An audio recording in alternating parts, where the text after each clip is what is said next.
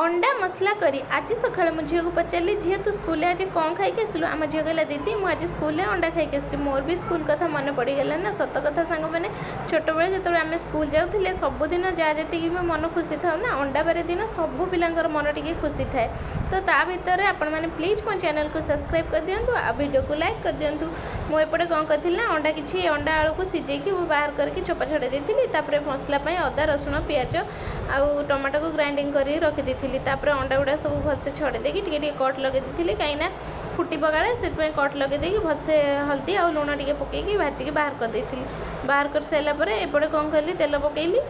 पकई पियाज पकईली पियाज भाजी सारापर अदा रसुण पेस्ट जो रखी पकईली गोटे मसला गुंड लंका गुंडी हल्दी गुंडी जीरा गुंडी और किसी गरम मसला गुंड और किसी धनिया पाउडर लुण को पकईकी भलसे कषिदेली से कषि सारापर से जो सिझेक रखी आलू ताकू पकईकी आउ टे भलसे कषिदेली तापर अंडा पकईकी कषिदेली पानी अल्प देदेली टे फुटिया छाड़देली बनीगला आमर अंडा मसला एमती थे बन खातु आ मो वीडियो देखुं कहीं भी लाइक करना कि सब्सक्राइब करना प्लीज लाइक करूँ सब्सक्राइब करूँ।